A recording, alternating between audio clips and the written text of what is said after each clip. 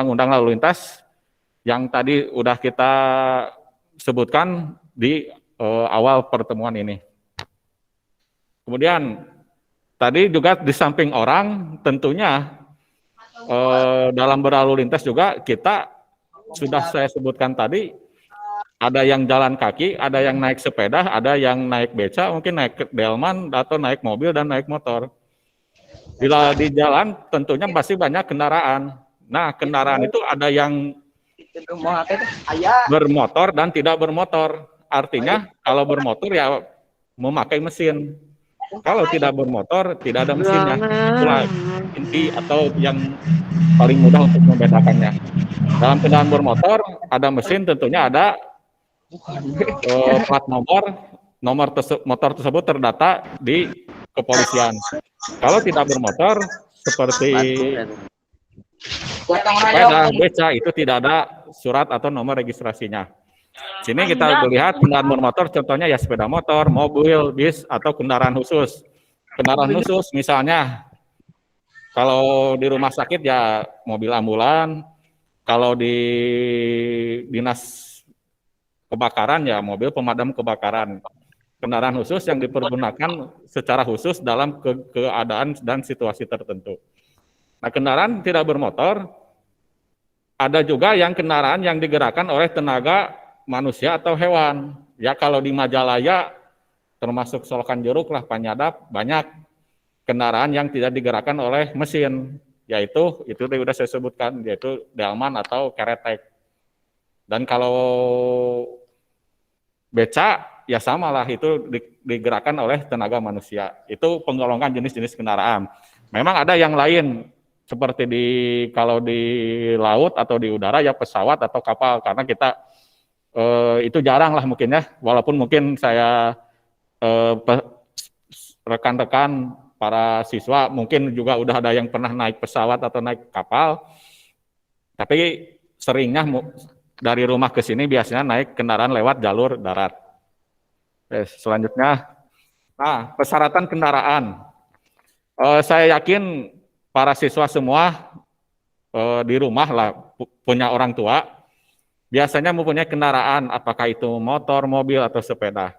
Nah, dalam kendaraan juga tadi sudah disebutkan kalau supaya kita mempunyai kendaraan yang bermesin itu terdata di Satuan Samsat di Kepolisian. Nah, persyaratan dalam kendaraan terdiri dari susunan, perlengkapan, ukuran, rancangan teknis kendaraan sesuai dengan peruntukannya, pemuatan, penggandengan kendaraan bermotor. Biasanya sih kalau para siswa yang anak muda lah, motor yang sudah dari dealer, dari toko yang udah spesifikasinya udah ditentukan, biasanya suka dirubah-rubah. Kalau dalam istilahnya kita pupurutulan, diganti sama yang istilah nama anak-anak muda sekarang. Nah, saya mengharap jangan seperti itulah. Itu juga karena bisa membahayakan untuk kita, apalagi kalau knalpotnya yang bising, di samping mengganggu kepada pengendara yang lain, ketika kita masuk ke jalan yang lebih kecil atau ke gang, biasanya ada tertulis mohon pelan-pelan atau kendaraan dimatikan mesinnya. Nah, saya berharap kepada para siswa semua supaya mengikuti dan memahami aturan ini demi kebaikan dan keselamatan kita bersama. Dalam kendaraan juga, di samping kelengkapannya juga ada kelayakan, di mana ada dalam hal emisi buang gas, kebisingan kan udah tadi, knalpot atau mesin, lampu depan dan lampu belakang, lampu rem, suara, klakson, dan petunjuk kecepatan atau speedometer. Ini semua tentunya demi keselamatan dan keamanan kita dalam berkendara. Emisi buang gas, contoh, ketika kita dalam knalpot mengeluarkan gas yang tidak sesuai dengan peruntukannya, tentunya yang di belakang kendaraan kita pasti merasa pedih. Kemudian suara knalpot atau mesin udah tadi dibahas. Lampu depan dan belakang, tentunya dengan adanya lampu depan belakang kita bisa mengetahui bahwa kapan kita mengerem, kapan kita berhenti. Dan kalau jalan malam atau berkabut tentunya lampu sangat bermanfaat. Kalau tidak ada lampu, pada saat kendaraan berjalan di malam hari, tentunya kita akan kesulitan untuk melihat. Klakson juga sama sebagai bukti atau tanda bahwa kita memberi tanda kepada yang di depan atau yang di belakang, atau barangkali ada yang mau menyeberang jalan supaya kita memberikan tanda bahwa kita ada motor. Selanjutnya, nah, tata cara berlalu lintas. Undang-undangnya tadi kan kita udah disebutkan, nomor 22 tahun 2009, banyak pasal-pasalnya.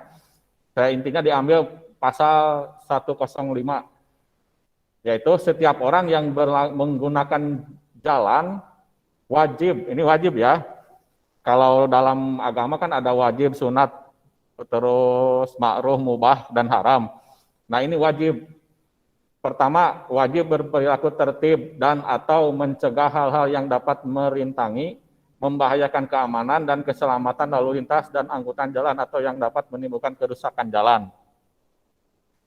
Ini maksudnya adalah seperti yang saya sudah sebutkan tadi, bahwa pengguna jalan ataupun kita selaku pengguna jalan dan orang lain yang menggunakan jalan mempunyai hak dan kewajiban yang sama. Dalam artian bahwa jangan merasa bahwa jalan itu punya kita sendiri, atau yang menggunakan jalan itu hanya kita sendiri. Orang lain pun sama punya hak untuk menggunakan jalan. Tidak ada istilah bahwa ini hak dan jalan saya sepanjang itu bermanfaat bagi umum dan lainnya itu jalan umum. Kecuali mungkin jalan pribadi atau jalan masuk rumah lah, biasanya itu di hak milik oleh seseorang. Karena kita orientasinya kepada lalu lintas, ya berarti jalan umum yang biasa digunakan oleh masyarakat umum untuk berjalan dari satu tempat ke tempat yang lain. Selanjutnya, jalur dan jalur lalu lintas. Dalam pasal 108 disebutkan bahwa dalam berlalu lintas, pengguna jalan harus menggunakan jalur jalan sebelah kiri. Nah, kenapa mungkin ya bertanya jalur sebelah kiri?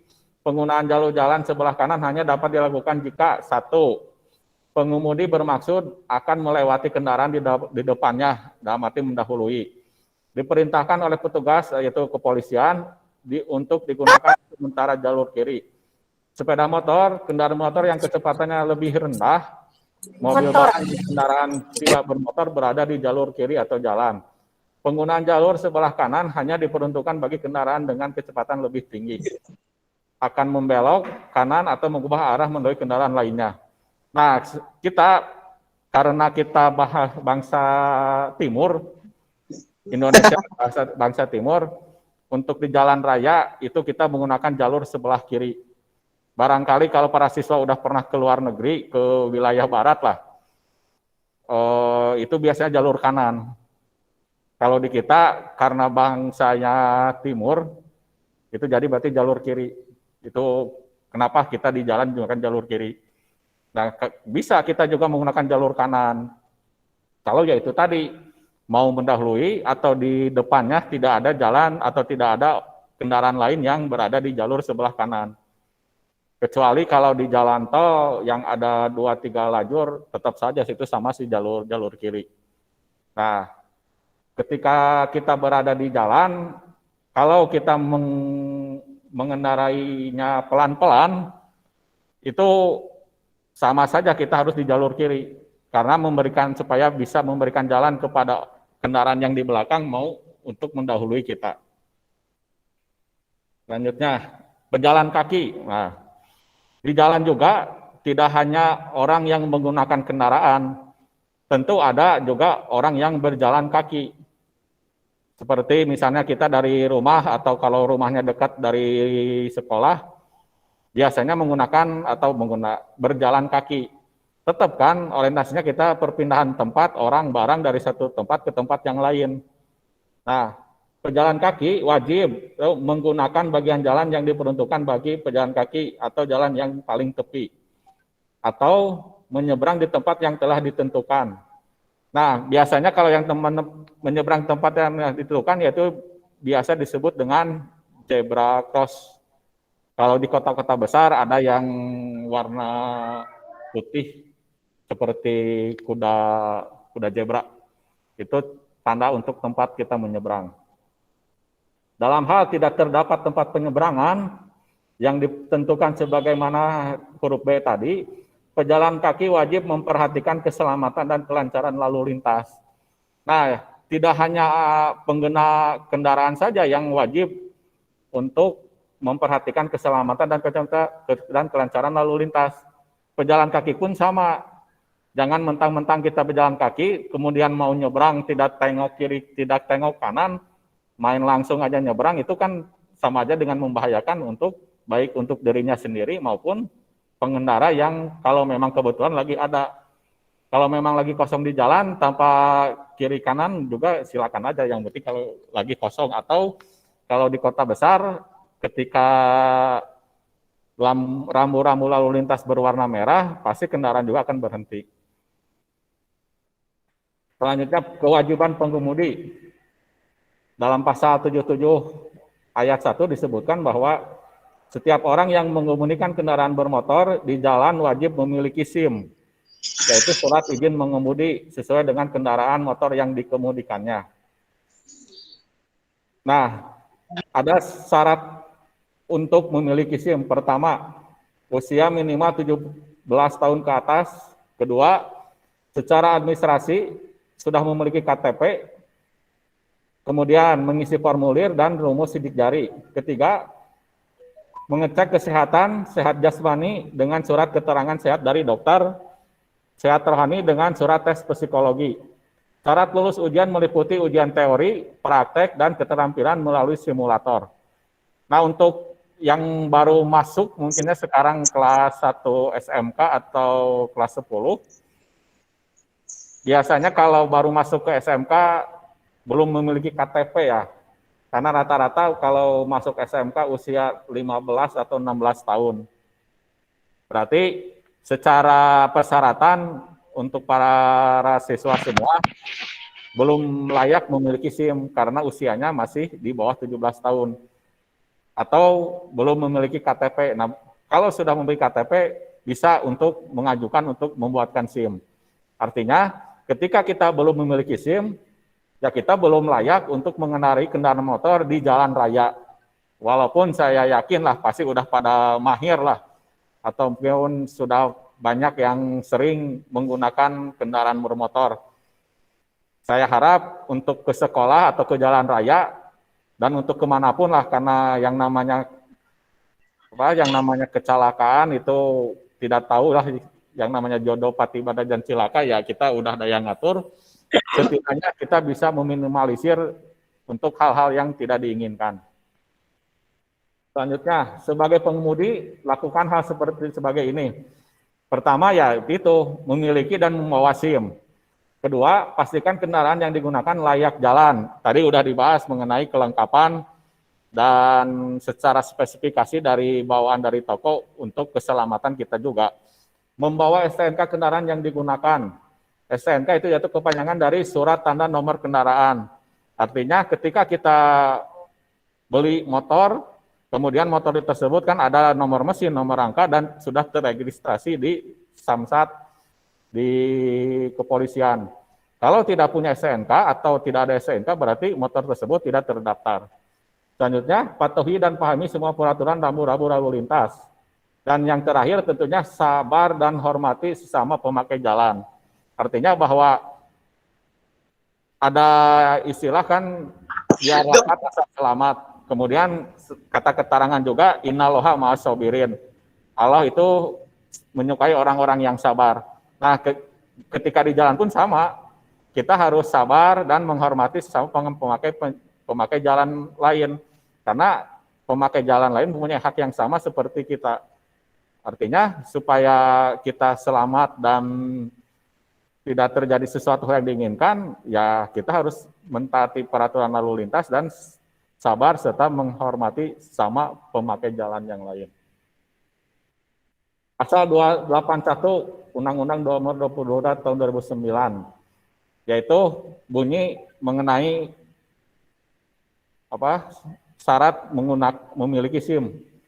Setiap orang yang menggunakan kendaraan bermotor di jalan yang tidak memiliki SIM, sebagaimana maksud tadi, pasal 77, dipidana dengan pidana kurungan paling lama 4 bulan atau denda paling banyak 1 juta rupiah.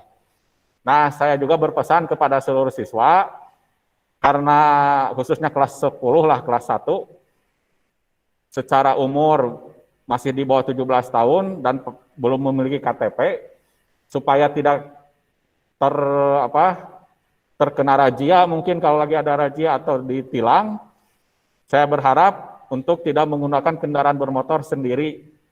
Artinya kita yang menggunakan motor di depan, kecuali kalau dibonceng sama orang tua, sama kakak mungkin, atau sama saudara yang udah dewasa dan udah memiliki SIM. Karena ya ini tadi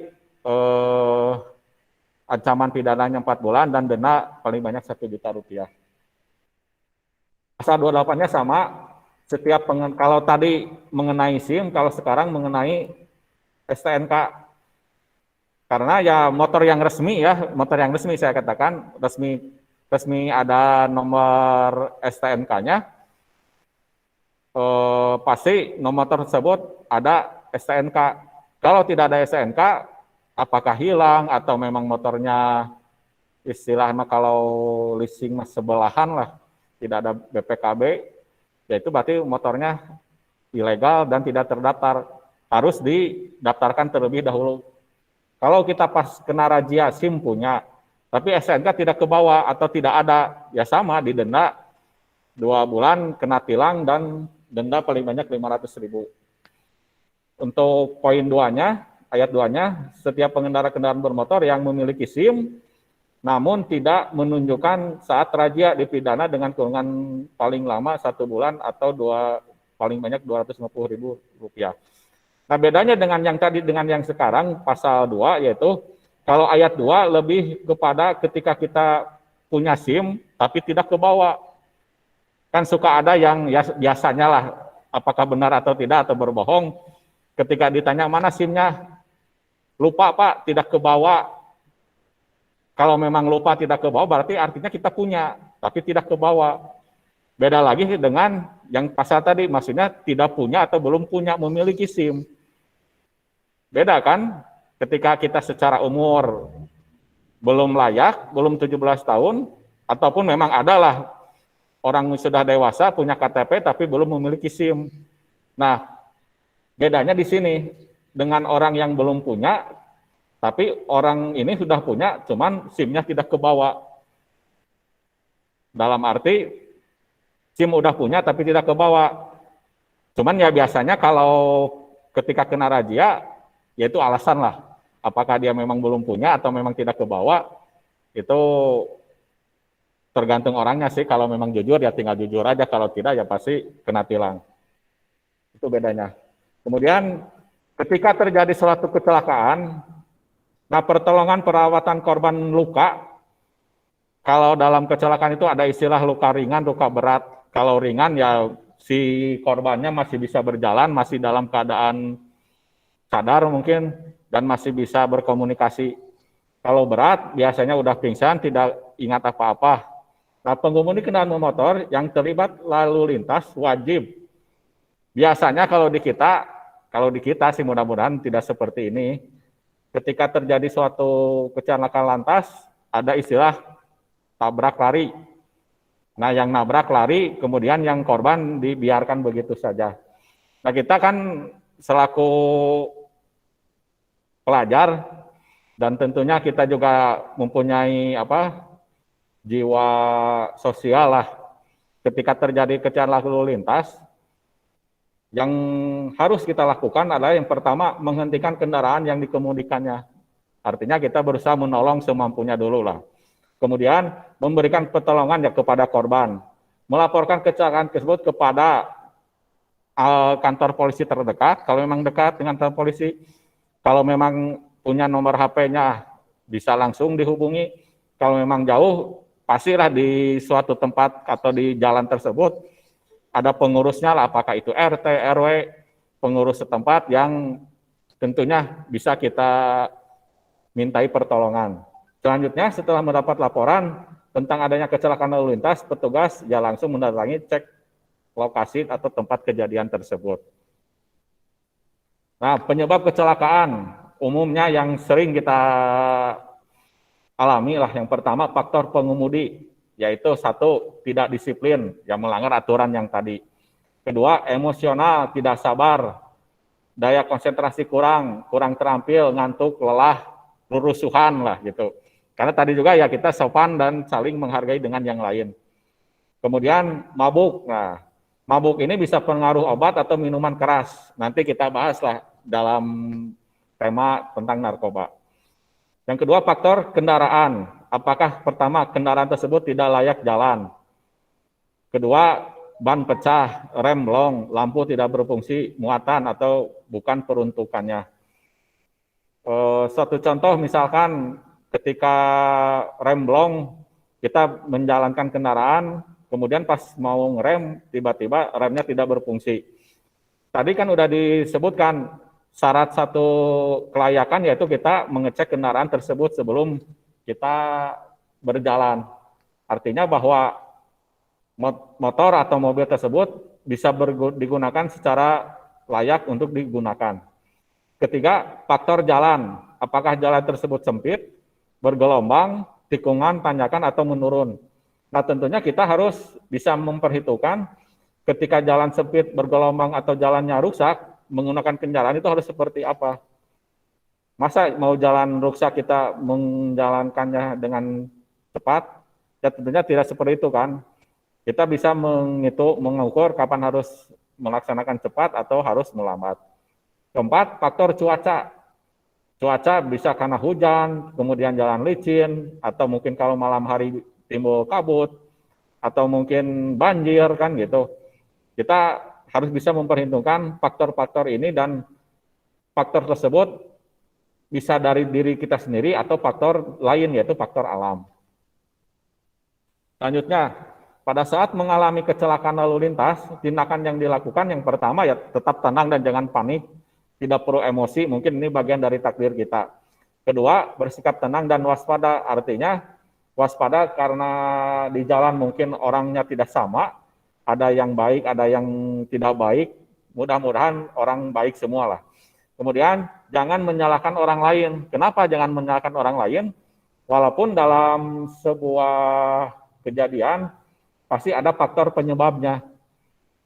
Misalkan kita lagi diam atau kita menjalankan kendaraan memang sesuai aturan, tapi tiba-tiba orang lain yang tidak sesuai dengan aturan.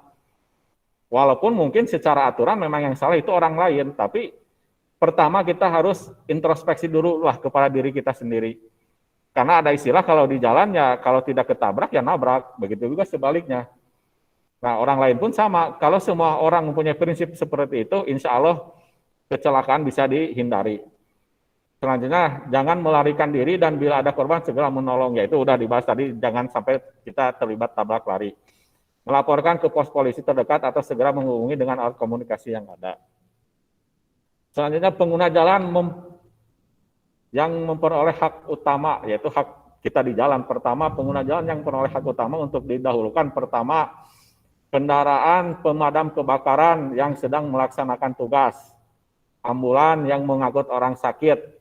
Nah, biasanya ini masuk tadi ya kendaraan khusus, karena pemadam kebakaran mau melaksanakan tugas ada suatu kejadian kebakaran di suatu wilayah. Nah, ketika dia melintas di jalan, misalnya jalannya macet atau lambat, kita harus mendahulukan kendaraan pemadam tersebut. Biasanya dengan menggunakan sirine atau rotator sebagai tanda bahwa memang kendaraan pemadam atau ambulan tersebut sedang terburu-buru. Banyak kendaraan untuk memberikan pertolongan pada kecelakaan lalu lintas, yaitu untuk sampai di lokasi, kalau memang lagi macet, tentunya kita akan terburu-buru. Begitupun kalau sudah membawa korban, mau mengantar ke rumah sakit, dengan waktu yang mungkin mepet lah istilahnya, kita akan pasti terburu-buru bawa korban kecelakaan. Kemudian kendaraan pimpinan lembaga negara, misalkan pejabat negara ya dari tingkat atas, dari presiden, wakil presiden, turun ke menteri, ke gubernur, bupati. Dalam arti biasanya kalau penjabat itu kan dilakukan protokoler pengawalan VVIP.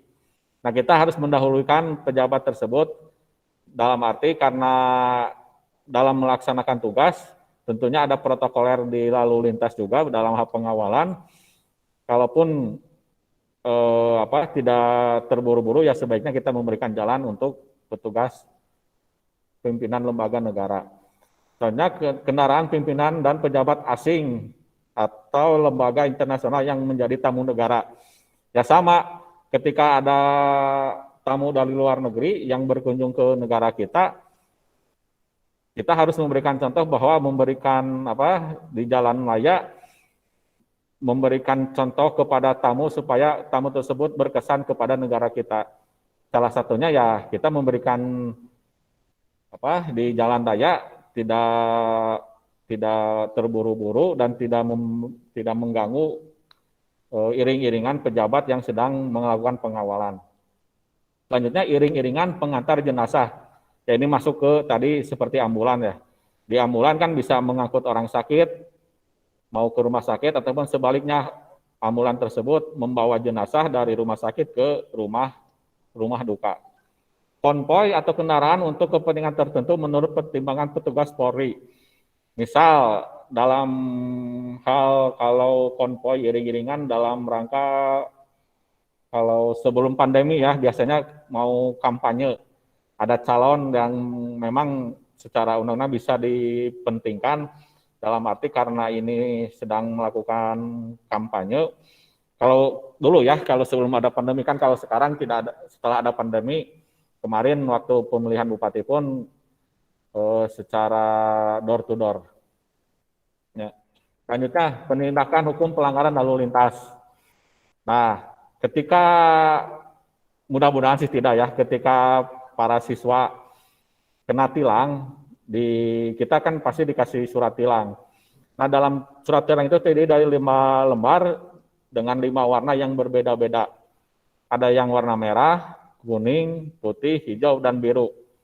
Nah, kalau kita dikasih dalam penilangan dikasih warna merah, artinya untuk proses persidangan di pengadilan.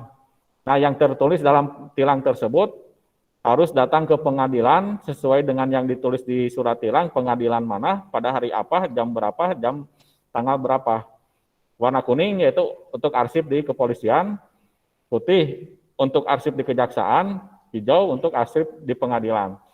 Nah, yang biru, kalau misal dikasih yang biru, artinya kita selaku pelanggar membayar dendanya cukup ke bank, yaitu bank pemerintah yang sudah ditunjuk ke bank bahwa kita mau bayar denda tilang sesuai dengan jenis pelanggaran yang kita terima. Nah, sebelum ke bahasan mengenai narkoba, ada tanya jawab gitu. Iya, mati ya. Komputernya mati. Nah, sebelum ke judul atau tema yang kedua mengenai narkoba, barangkali itu sekilas gambaran mengenai lalu lintas. Barangkali dari para siswa semua ada yang mau ditanyakan atau kurang jelas, silakan bisa ditanyakan.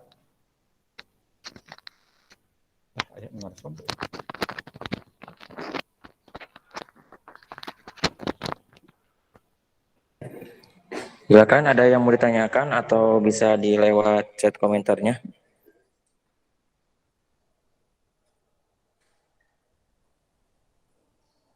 Atau mungkin kepanjangan, atau mungkin terlalu cepat, atau gimana ya. Ya silakan lah.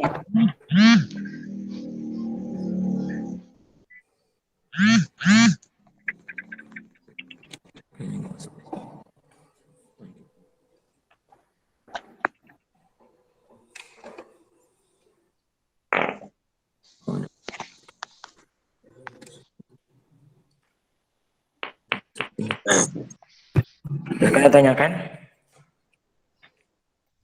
Anak-anak ada yang tanyakan, silakan. Riki, ada tanyakan, silakan. Pak, kalau singkatan dari KBBI apa, Pak? Kurang jelas? Lebih jelas. Singkatan dari KBBI. KBBI. Oh ya Pak. KBBI. Kamus besar mungkin ya. Singkatannya istilah. KBBI ya. Makanya dari pengertian lalu lintas mungkin dari KBBI bentar.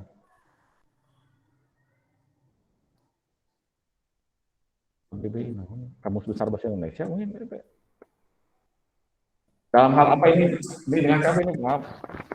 KBBI. KBBI.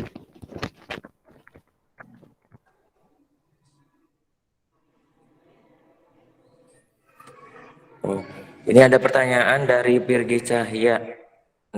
Pak, kan di Majalaya nggak ada zebra cross nih, terus gimana mau nyebrangnya? Oke, nanti disampaikan langsung ya, dijawab langsung oleh KBBI itu naon berarti? mungkin nanya Kamus Besar Bahasa Indonesia, KBBI mungkin. Yang nanya KBBI dulu lah, siapa itu? Itu yang nanya KBBI siapa ya? Di bidang apa? Dari pengertian bukan yang istilah-istilah. Nah, kalau secara umum KBBI itu Kamus Besar Bahasa Indonesia. Jadi segala setiap pembendaraan kata-kata itu diambil semuanya juga bisa dilihat di KBBI atau Kamus Besar Bahasa Indonesia gitu. Maksudnya itu bukan? Kalau dari Pirgi Cahya, ini saya bacakan lagi ya. Pak, kan di Majalaya nggak ada zebra cross. Nah, terus gimana kalau mau nyebrangnya? Itu Pak pertanyaan Pak. Ya memang zebra cross biasanya berada di kota-kota besar lah. Walaupun hitungan Majalaya sih apakah disebut kota besar tidak ya itu mungkin Pemda lah, ranah Pemda. Nah karena memang di Majalaya tidak ada, ya kembali lagi ke diri kita selaku pengguna jalan, ketika mau menyeberang, pastilah atau harusnya kita tengok kiri, tengok kanan, apakah ketika kita mau nyeberang itu jalan dalam keadaan kosong, atau lagi padat, atau lagi banyak kendaraan, tinggal diri kita sendiri aja. Kalau di Majalaya mungkin patokannya biasanya seputaran alun-alun ya, jalan Laswi itu deh, jalan seputaran Majalaya. Karena yang banyak yang jualan juga, banyak pedagang kaki lima juga, dan yang nyebrang pun bisa dari berbagai sudut, berbagai titik. Nah, itu karena memang orang yang mau nyebrang tersebut sudah biasa barangkali dan memang tidak ada zebra cross, ya kembali lagi ke diri kita lah itu mah. Tinggal lihat situasi dan kondisi, kapan saatnya untuk menyeberang dan kapan saatnya untuk menunggu kendaraan yang sedang melintas di jalan raya. Barangkali itu kalau dari misalnya petugas, ya karena kita juga terbatas lah, yang dalam arti tidak setiap saat, tidak setiap waktu ada petugas. Kalau petugas biasanya lihat dari jam rawan. Kalau pagi misalnya ketika kita mau berangkat ke kantor, ke sekolah, baru ada petugas di jalan. Atau mungkin siang ketika pulang sekolah, pulang dari kantor, pulang dari pabrik, atau sore yang pulang dari kantornya sore, dari pabrik, ada jam rawan tertentu. Nah, barangkali itu ketika tidak ada ya tinggal dari diri kitanya aja gitu Pak. Seperti itu barangkali yang pertanda di Majalaya tidak ada zebra cross. Selain itu yang lainnya, Pak? Silakan pertanyaan yang lainnya. Kalau tidak bisa boleh lewat chat juga.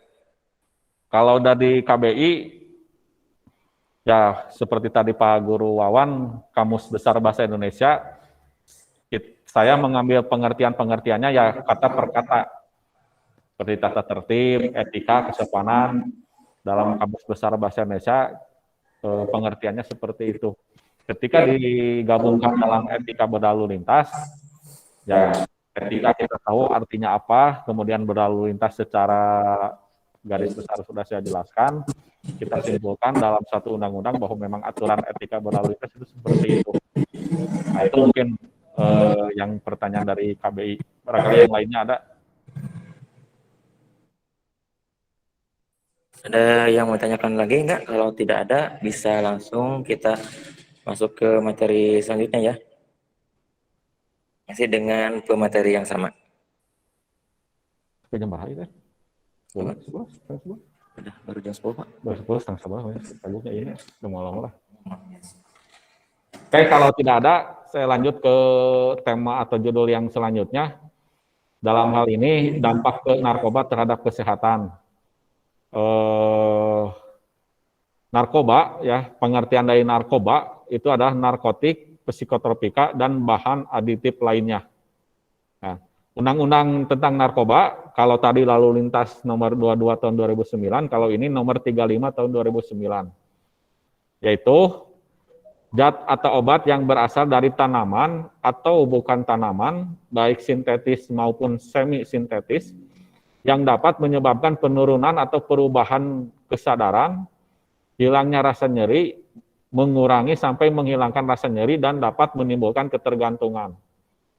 Ini pengertian dari narkoba. Kita rinci satu persatu, mungkin dari tanaman ya. Ada juga tanaman mungkin udah pada tahu lah di media, di berita, yaitu seperti contohnya ganja.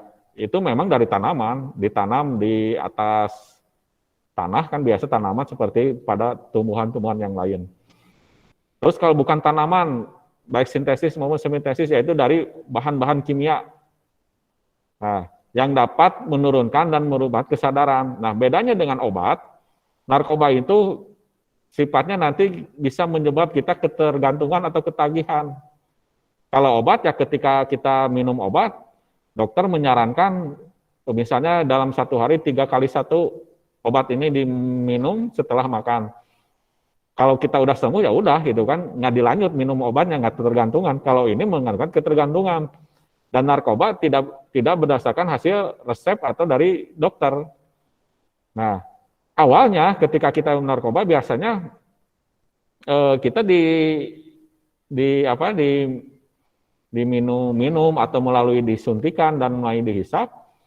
Biasa awal-awalnya tidak terjadi apa-apa. Nah, ketika setelah berkesinambungan, setelah kita menjadikan ketergantungan, lambat laun ada sesuatu hal yang akan dirasakan oleh diri kita.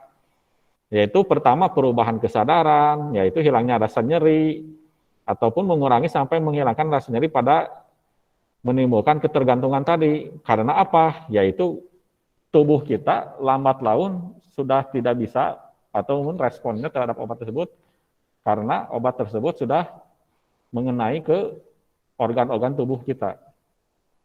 Nah, perbedaan narkoba dan penggolongannya.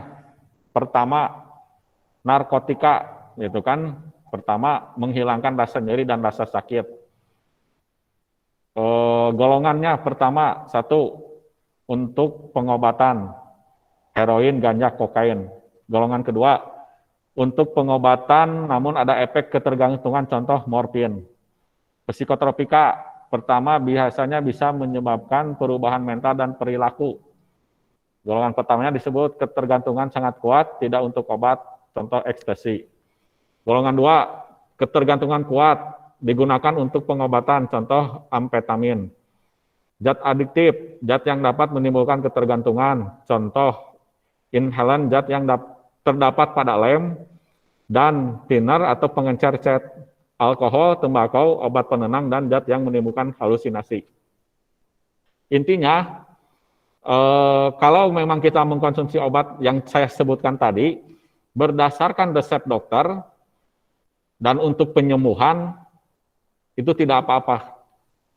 Karena kata keterangan juga, apa yang tadinya haram bisa jadi halal kalau memang tidak ada obatnya lagi.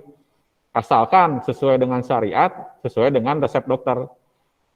Tapi, kalau tidak sesuai dengan resep dokter, tidak sesuai dengan syariat, yaitu tadi nanti jadi haram dan menyebabkan kita ketergantungan. Jangankan obat atau ganja heroin yang memang sudah terlarang. Mungkin ya suka lihatlah orang-orang di terminal, di tempat-tempat umum, suka ada yang minum atau menghisap lem, contoh lem Aibon. Terus thinner, pengecar cat atau bensin. Itu memang peruntukannya kan bukan untuk dikonsumsi.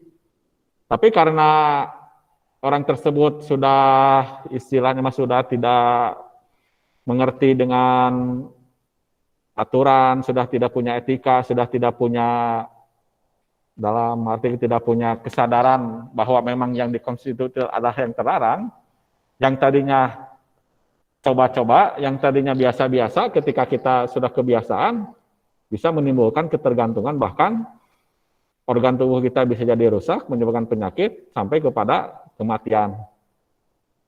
Nah, bahaya narkoba, udah tadi Kak, dari sisi kesehatan, rusak organ tubuh, karena mulai sedikit demi sedikit, ketika kita mengkonsumsi secara berkesinambungan, tentunya organ-organ tubuh kita, organ-organ vital, seperti otak, paru-paru untuk bernapas, jantung, ginjal untuk menyaring racun, dan hati kita pasti akan terganggu dan rusak.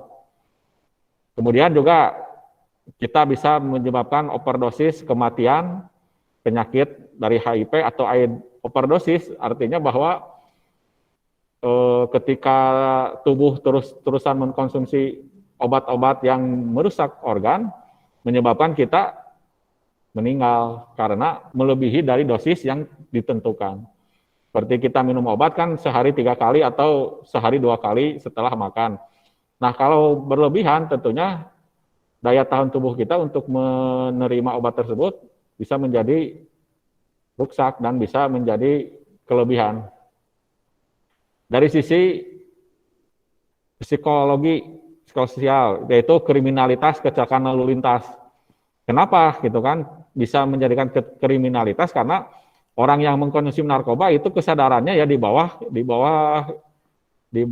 tidak normal, istilahnya tidak punya akal pikiran yang sehat. Kenapa juga bisa menjadi kecelakaan lalu lintas? Ya karena kalau berbicara kecelakaan lalu lintas, jangankan orang yang mengkonsumsi narkoba atau orang yang tidak normal, orang yang normal pun biasanya suka kecelakaan lalu lintas, apalagi ini yang di bawah pengaruh minuman keras atau obat-obatan. Ketika mengemudikan di jalan, tidak sadar, tidak kontrol, bisa membahayakan dirinya, bahkan membahayakan pengguna jalan yang lain. Kejahatan seksual, tindakan kekerasan, keuangan, disharmoni keluarga. Nah, biasanya disharmoni keluarga ini ketika orang tersebut sudah mulai mengenal dengan obat-obatan, mengkonsumsi, dengan keluarga pun suka tidak jujur lah, atau mungkin dia suka menyendiri, sehingga menyebabkan dengan keluarganya tidak terjadi komunikasi yang baik antara orang tua dengan orang yang mengkonsumsi narkoba tersebut. Nah, awalnya kenapa narkoba bisa disalahgunakan? Pertama, rasa ingin tahu. Saya berharap para adik-adik semua, para siswa semua, jangan istilah nama karena coba-coba, penasaran seperti apa sih narkoba itu, gimana sih rasanya. Karena awalnya biasanya seperti itu. Nah, kalau kita udah penasaran, pengen coba, biasanya nantinya kan ketergantungan. Selanjutnya kompensasi karena ada masalah. Nah, ketika ada masalah di suatu, misalnya di sekolah, di rumah, di keluarga, itu ada, jangan sampai larinya ke narkoba sih, karena tidak ada masalah tanpa ada penyelesaian. Kemudian tren, ya agar diterima di lingkungan pergaulan, saya mah ada budak gaul ya, hayang nyobaan, lamun teu konsumsi bisi pajarkeun teu gaul, itu salah kaprah, itu pergaulan yang salah sesuai dengan dan tidak sesuai dengan aturan. Penggunaan narkoba, nah kalau penggunaan seperti tadi yang disebutkan, yang haram pun bisa jadi halal kalau sesuai dengan peruntukannya dan sesuai syariat. Memang ada sisi manfaatnya narkoba. Pertama untuk kepentingan medis, misalnya untuk operasi. Nah ketika narkoba yang digunakan tidak sesuai dengan pengawasan dari dokter, ya nanti salah kaprah untuk kita semua. Kemudian untuk kepentingan ilmu pengetahuan, contoh di laboratorium pengembangan suatu obat, ketika penyakit ini belum ada obatnya, kita melakukan observasi, melakukan penelitian, dari sisi medis tentunya ini sangat bermanfaat. Cuman ya harus dalam pengawasan dokter dan orang yang ahli. Kalau kita mah bukan ahlinya, ya jangan coba-cobalah, jangan coba-coba penasaran atau ingin mencoba. Selanjutnya, mengapa narkoba dilarang? Mungkin bertanya juga kenapa narkoba sih dilarang? Pertama, ya tentunya selaku umat beragama lah, agama apapun itu, apakah Islam, Kristen, ataupun agama lain, semua agama mengharamkan penyalahgunaan narkoba. Karena ya bisa merusak kesehatan, merusak pikiran, menghilangkan daya konsentrasi, daya ingat, dan kita bisa lupa segalanya. Sehingga agama melarang kita untuk mengkonsumsi narkoba. Selanjutnya, pemerintah dalam hal ini mengeluarkan undang-undang tentang narkotika karena narkoba itu menghancurkan tujuan hidup dan masa depan, merugikan diri sendiri, keluarga, masyarakat, bangsa, dan negara. Sejauh ini belum ada orang yang sukses dengan narkoba. Apakah itu siapapun orangnya, ketika dia dengan gagah berani karena pergaulan dan lain sebagainya, dia diekspos misalkan viral di suatu media, nih saya udah berhasil, saya tiap hari mengonsumsi narkoba atau apalah. Belum ada, mungkin karena itu ya tidak ada orang sukses dengan narkoba, karena narkoba ya perlahan sedikit demi sedikit akan merusak kepada tubuh kita. Dan yang paling utama ya itu tadi, ajaran agama. Semua agama pun melarang penggunaan dan penyalahgunaan narkoba itu sendiri. Nah, ciri-ciri penggunaan narkoba ini secara umum saja. Yang pertama, kalau bagi pelajar, prestasi belajar atau kegiatan belajar, prestasinya bisa jadi menurun. Pola tidur berubah. Kenapa? Biasanya tidurnya larut malam, terus bangunnya siang atau pagi-pagi siang lah. Kemudian tidak betah di rumah, karena apa? Ya kalau di rumah kan tidak ada teman, atau mungkin orang tuanya kerja, dan tidak ada pasokan atau narkoba dari mana. Jadi tidak betah di rumah, maunya main keluar. Tidak masuk sekolah, karena ya pikirannya buat apa sih masuk sekolah, buat apa belajar. Yang penting kan dia mau bebas, mau di luaran, pengen konsumsi narkoba. Suka menyendiri. Kenapa suka menyendiri? Karena ya pemikiran orang tersebut, kalau udah sering minum atau mengkonsumsi narkoba, bawaannya sendiri, kecuali kalau dengan orang-orang yang suka dengan komunitasnya yang sama-sama pengguna narkoba. Emosi labil, mudah tersinggung, ya karena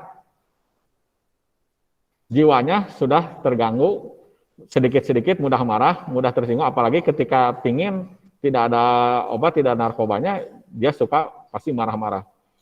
Tidak bayar uang sekolah. Nah, kenapa bisa begitu? Ya kebanyakan uang sekolahnya dipergunakan untuk membeli narkoba. Gagap dan sempoyongan, artinya berjalan tidak tegap. Kalau orang sakit mungkin tidak jadi masalah sakit, tapi kan ini beda lah antara orang yang sakit dengan orang yang memang suka mengkonsumsi obat-obat terlarang. Nah, pencegahan terhadap narkoba itu secara ininya, pertama ya karena dari agama juga memang udah melarang, kita perkuat dengan iman. Artinya kalau sekarang memperkuat imun, daya tahan tubuh, ya imun dan iman juga kita perlu. Pertama ya kita harus rajin-rajinlah beribadah, sholat, menjaga sholat, dan dalam arti sholat itu sebagai benteng kita terhadap hal-hal yang negatif yang akan merusak pada diri kita. Selanjutnya, pilih lingkungan dengan pergaulan yang sehat. Ya contoh di sekolah, dengan teman-teman di sekolah, dengan para guru yang tentunya dalam hal memberikan materi pembelajaran, kita bisa dalam arti bisa bersosialisasi, bisa belajar dengan orang-orang yang pergaulan yang sehat. Kemudian komunikasi yang baik dengan orang tua dan guru. Tadi kan disebutkan ciri-cirinya, dia suka menyendiri, tidak betah di rumah, jarang masuk sekolah, dengan berbagai alasan. Nah, kita kalaupun ada masalah kan kita bisa komunikasikan dengan orang tua kalau di rumah, dengan guru kalau di sekolah, karena tidak ada suatu permasalahan tanpa ada solusi dan penyelesaian. Nah, ini hukum sanksi pidana. Dalam ini ada penggolongannya, golongan 1, 2, dan 3. ada yang dihukum karena kepemilikan, ada yang memproduksi, ada yang dihukum karena membawa atau kurir, ada yang dihukum karena menjual atau karena memberi. Nah, penggolongan pertama, kalau tadi undang-undang lalu lintas cuma beberapa hitungan bulan, kalau sekarang sampai tahunan, bahkan denda pun sampai ratusan juta. Nah, tinggal dilihat saja jumlahnya, lamanya, dan nilai nominalnya. Paling saya menjelaskan mengenai perbedaan pemilikan, produksi, membawa atau kurir, penjual, dan memberi. Pemilikan ya kita memiliki, tentunya memiliki itu untuk apa dan dari mana. Kita contoh punya buku untuk apa? Untuk belajar, untuk menulis. Kita punya buku dari mana? Dari siapa? Nah, kalau produksi, memang ada narkoba yang diproduksi secara ilegal, tentunya kebanyakan ilegal. Contoh, memproduksi yaitu menanam ganja, atau dari bahan-bahan kimia diproduksi sehingga timbullah suatu obat yang tidak terdaftar oleh Badan POM. Kita sengaja membuat obat-obat tersebut untuk dijual, untuk dikonsumsi kepada orang lain. Membawa atau kurir. Ya contoh kita kalau beli barang secara online. Nah, ada petugas kan yang mengantar kita sampai ke rumah barang tersebut. Nah, itu disebut sebagai kurir atau orang yang mengantarkan barang pesanan kita. Penjual, ya udah jelas lah. Kita menjual barang tersebut. Nah, ketika kita menjual, tetap itu barang tersebut dari mana, siapa yang bawa, produksinya dari mana. Terakhir, memberi. Memberi itu dalam arti kita memberi sesuatu kepada orang lain. Awalnya biasanya memberi dulu, karena coba-coba, nah setelah orang tersebut ketagihan, barulah kita harus bayar atau harus beli. Awalnya memberi, karena orang tersebut udah ketagihan, udah tiap hari misalnya atau tiap minggu memerlukan barang tersebut, pasti ujung-ujungnya harus membayar dan membeli. Nah, dari pengelompokan ini, apakah itu pemilik, produksi, pembawa, kurir, penjual, dan memberi, sama-sama akan kena sanksi pidana.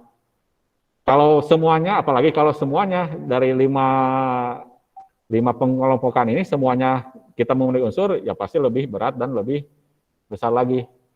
Mudah-mudahan dari apa yang saya sampaikan tadi, apakah dari mengenai tata tertib berlalu lintas, kemudian ini secara sekilas mengenai narkoba dan hukuman mengenai kita sampai terlibat atau pengguna narkoba, ada manfaatnya untuk kita semua.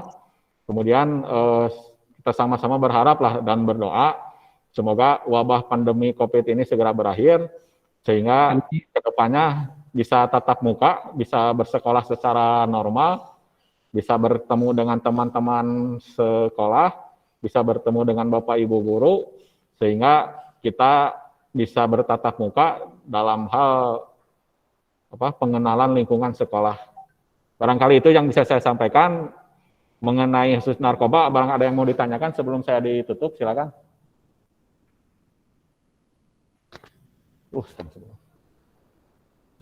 Dari siswa yang lain ada yang mau ditanyakan, silakan.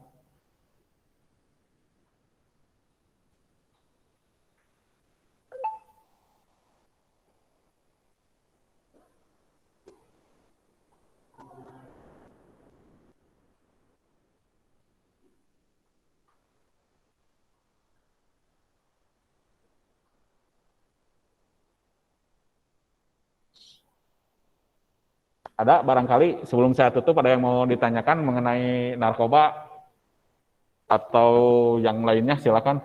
Rindu. Silakan, ada yang mau ditanyakan terkait dengan materi yang kedua tentang bahaya narkoba bagi remaja? Bisa lewat chat juga, silakan. Oh, ini ada yang menanyakan dari Sasa Nursipa. Pak, tapi artis kenapa juga banyak yang memakai narkoba, katanya Pak?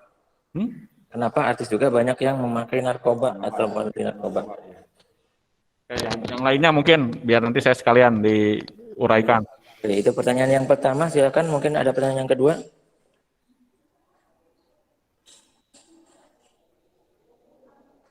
Untuk yang materi tentang bahaya narkoba, silakan. Ada lagi pertanyaan?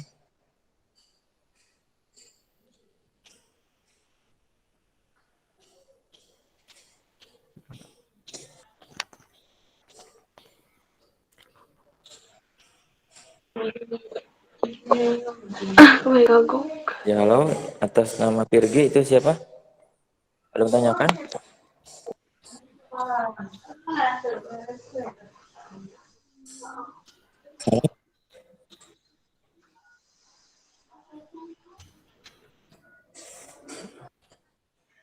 Nama Virgi, dengan nama Virgi, ada yang tanyakan?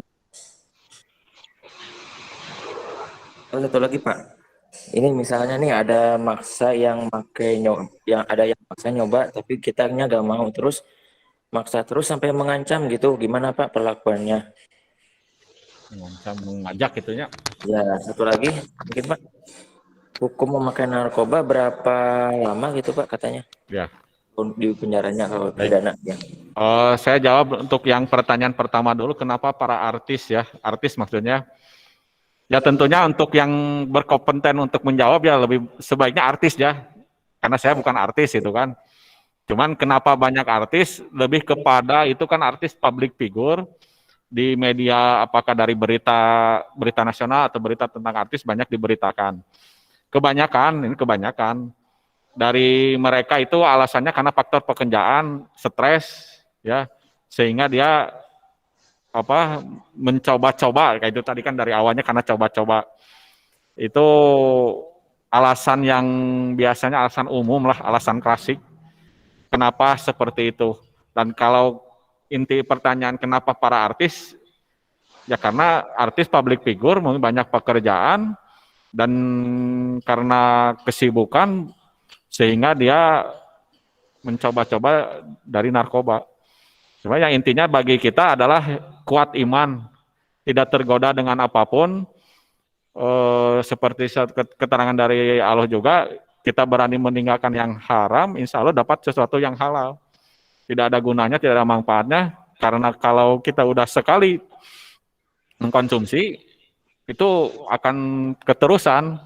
Nanti ujung-ujungnya kita kena sanksi, di penjara, dan harus direhabilitasi. Barangkali itulah mengenai kenapa artis kebanyakan ya, karena memang dia public figure, alasan umumnya biasanya faktor pekerjaan. Untuk yang kedua yaitu dari Virgi Cahya.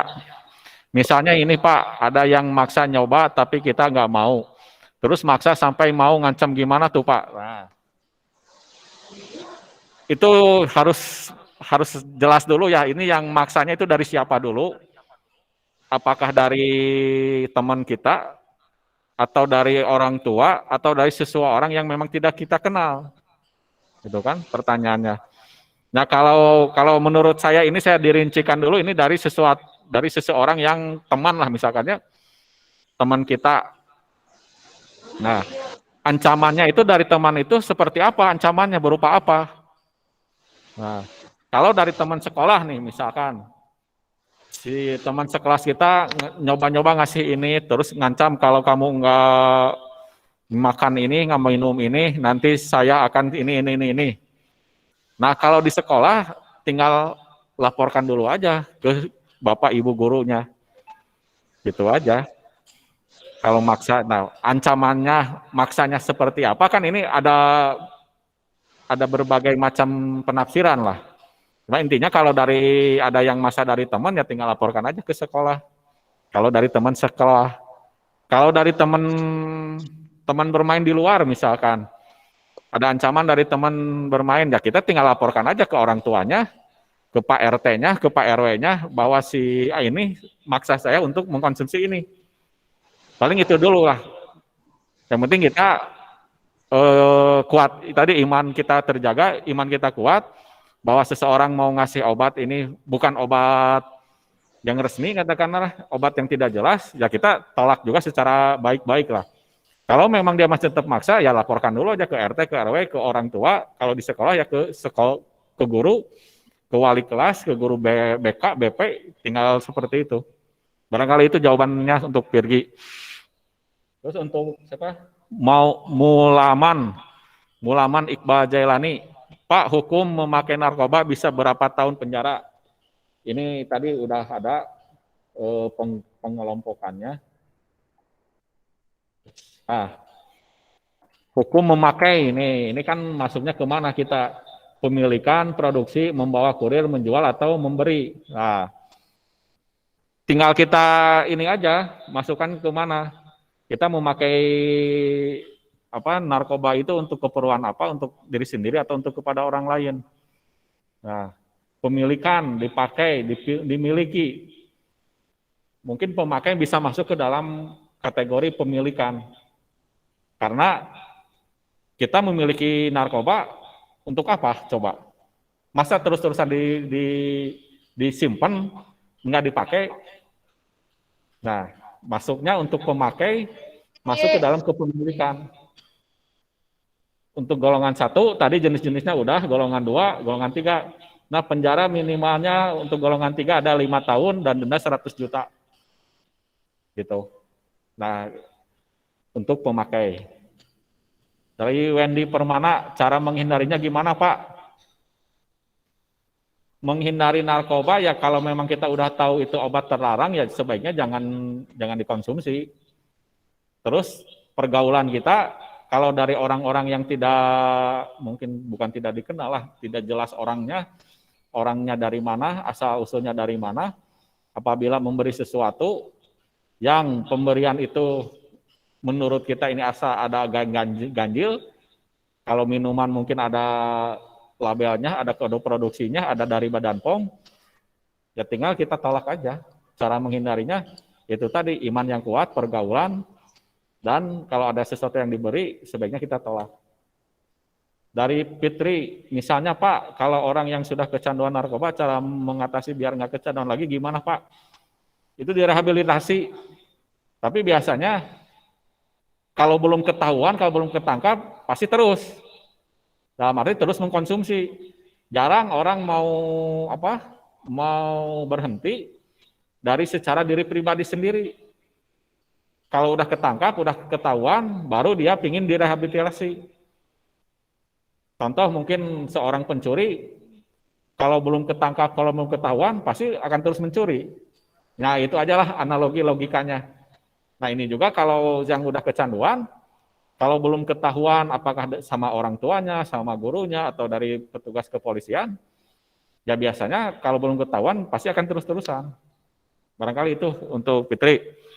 Dan dari Riki, Pak, hukumnya jika keluarga menyembunyikan penjahat narkoba, sama saja dengan kita menyembunyikan orang yang melakukan pencurian atau orang yang berdosa. Masa kita mau menyembunyikan orang yang salah? Walaupun memang itu yang salah anak kita sendiri. Nah, sepanjang anak tersebut menyadari akan kesalahannya, menyadari akan yang dilakukan itu memang salah, orang tua pun kalau bisa yang memberikan suatu teguran, memberikan sanksi dan membantu anak tersebut supaya bisa terlepas. Karena itu tadi saya selaku pembina desa, satu orang menjaga dalam satu desa kan sulit juga ya Pak ya. Kemudian dalam satu sekolah, misalnya di SMK ini, ada ratusan siswa yang secara domisili kan tidak semuanya wilayah warga Cibodas. Nah, yang paling utama adalah ya kembali lagi ke orang tua yang ada di rumah. Pasti kan kalau dengan orang tua tiap hari ketemu, tiap hari berinteraksi. Kalau keluarganya menyembunyikan ya berarti orang tuanya juga sama saja dengan membiarkan anaknya tersebut rusak atau terus-terusan kecanduan dan narkoba. Karena yakin kalau anak sekolah belum punya pekerjaan, dia mengkonsumsi narkoba, uangnya dari mana? Pasti kalau nggak minta dari orang tua, mungkin misalkan mencuri atau apalah. Ya kembali lagi itu orang tua harus sama-sama bisa bekerja sama supaya anaknya tidak terjerumus ke dalam narkoba. Barangkali itu Riki. Kemudian dari Mulaman, Pak kalau nanam pohon ganja gimana? ya nggak boleh lah tuh, gimana nggak boleh itu. Kalau nanam ganja gimana ya nggak boleh. Kalaupun saudara mulama nanam, itu bibitnya dari mana? Nggak mungkin kan tiba-tiba datang ke rumah ada bibit ganja, kita nanam di rumah, nanam ganja. Nah, secara apa?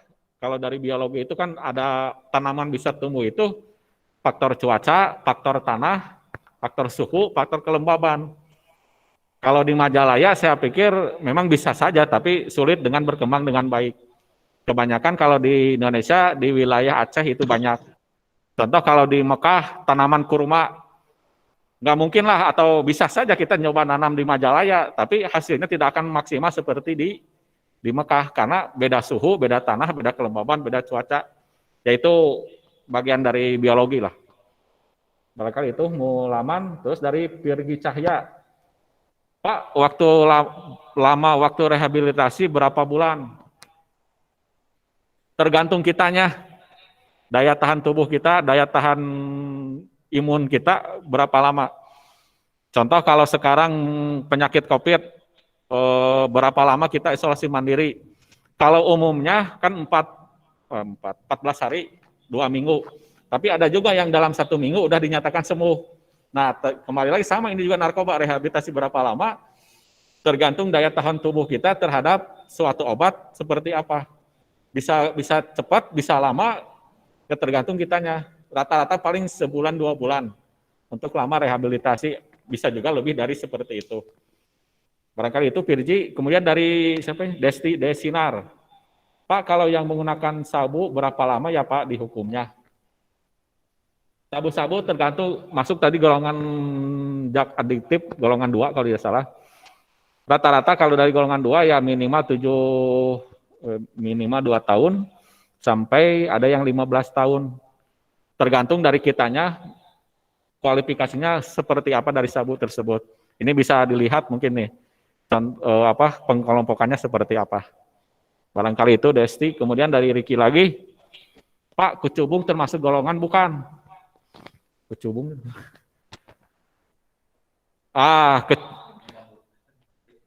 Ya, kalau kecubung itu asalkan dalam, ya seperti saya tadi juga kan bilang, asalkan ini sesuai dengan peruntukannya, diawasi dengan orang yang ahli, itu tidak apa-apa. Asalkan ya itu tadi diawasi dengan orang yang ahli. Nah ini kecubung, kita mengkonsumsi kecubung untuk apa? Gitu kan? Kalau jangankan narkoba atau ganja lah, kita juga makan minuman soda, minuman atau makanan yang berlebihan kan pasti ada efeknya. Ya sama, narkoba juga seperti itu.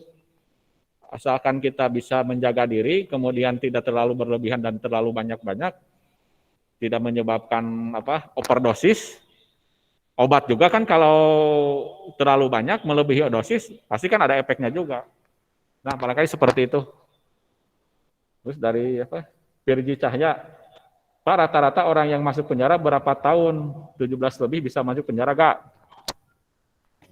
Ya, kalau untuk orang dewasa kan maksudnya usia 17 tahun ya, berarti orang dewasa. Pengelompokannya seperti ini. Bagaimana kalau anak-anak? Mungkin itu ya pertanyaan maksud dari Pirji. Bagaimana kalau anak-anak yang di bawah 17 tahun bisa masuk penjara atau tidak? Nah, kalau anak-anak sepanjang masih bisa dibina dan ini sama orang tua dan unsurnya tidak memberatkan anak tersebut, paling nantinya direhabilitasi dulu. Nah, ketika direhabilitasi karena ini di bawah umur ya berarti kan masih tanggung jawab orang tua. Yang tadi orang tua jangan menutup-nutupi, harus bisa membina, menjauhkan anaknya dari narkoba. Cukup, ada yang lain? Bilangnya cukup nggak? Oke. Terima kasih kepada anak-anakku sekalian yang sudah banyak berpartisipasi sekali dalam kegiatan yang kali ini. Mungkin cukupkan sekian, boleh ditutup sama Bapak. Pak, buka maskernya Pak, pengen lihat. Oh iya cukup, iya. Ya, jadi intinya mengenai tertib lalu lintas dan penjara narkoba yang tadi, selaku pelajar lah kan kita konteksnya ini dalam pengenalan lingkungan sekolah. Intinya kita mengikuti aturan yang sudah ada, baik di sekolah maupun di rumah tempat kita tinggal. Insya Allah kalau kita ngikuti aturan, ya kita juga hidup tidak akan melanggar aturan lah, barangkali gitu. Termasuk di jalan, termasuk di tempat kita bekerja atau tempat kita sekolah. Kalaupun ada hal-hal yang di luar ketidakpengetahuan kita, kalau di sekolah tinggal ditanya ke ke guru, ke wali kelas, kalau di rumah tinggal tanya ke orang tua. Kalau di pergaulan di luar konteks di rumah dan di sekolah, kita harus bisa memilih pergaulan dengan siapa dan kita tujuannya apa dalam permainan seperti itu. Barangkali itu saja yang bisa saya sampaikan. Kurang lebihnya mohon dimaafkan. Wabillahi taufiq wal hidayah. Wassalamualaikum warahmatullahi wabarakatuh. Waalaikumsalam warahmatullahi wabarakatuh. Waalaikumsalam warahmatullahi wabarakatuh.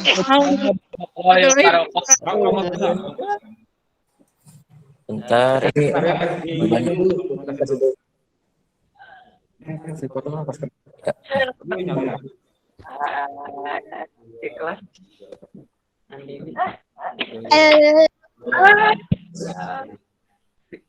Buka masker boleh? Boleh, Pak. Nah, udah kelihatan foto. Mana, Pak? Nggak kelihatan. Ya, jadi kalau misalkan di Kentang.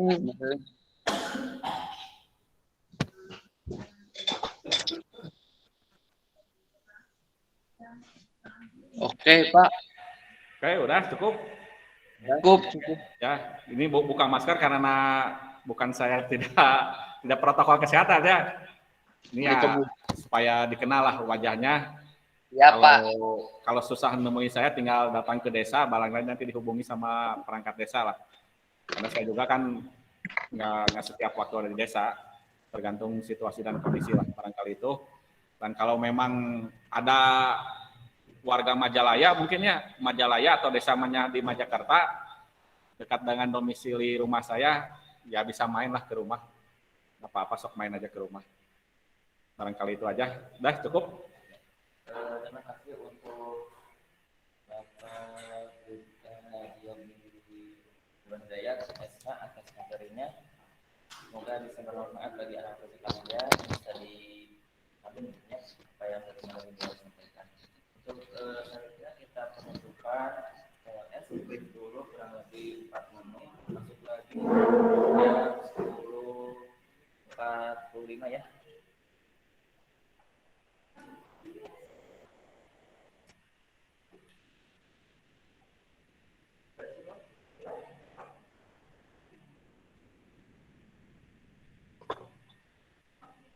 Isi pada dikopikan, sok. Nggak materinya. Hari ini tadi ada, memang sih intinya sama kan. Pasal gambar, kadang mengayaknya.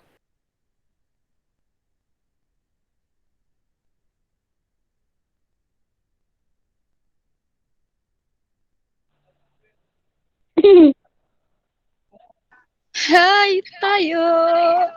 Kamera.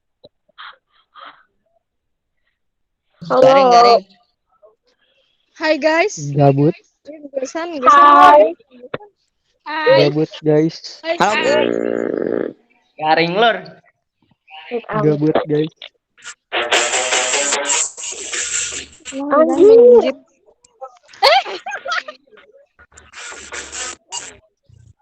Anjir. Sana di mana gua yang tengah masih amunya. Mas, itu. Paru banget.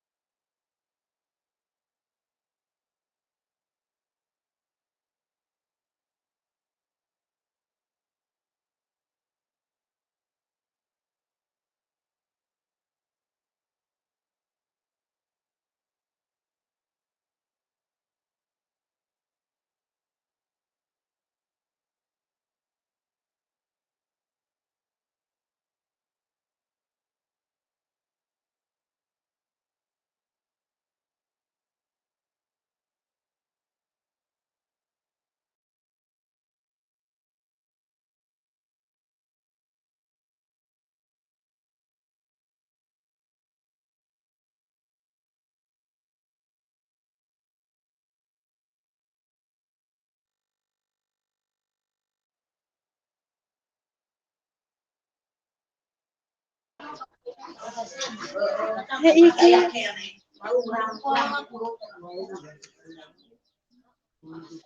Kolot ang cici.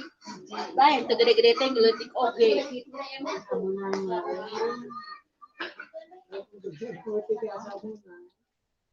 Nurut, tahu nurut. Kolot kepada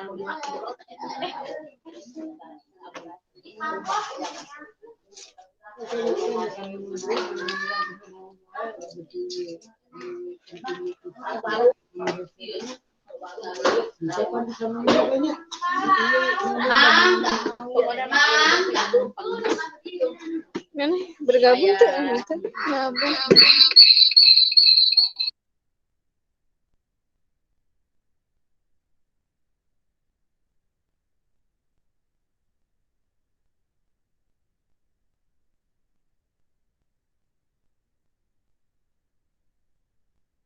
Hello guys.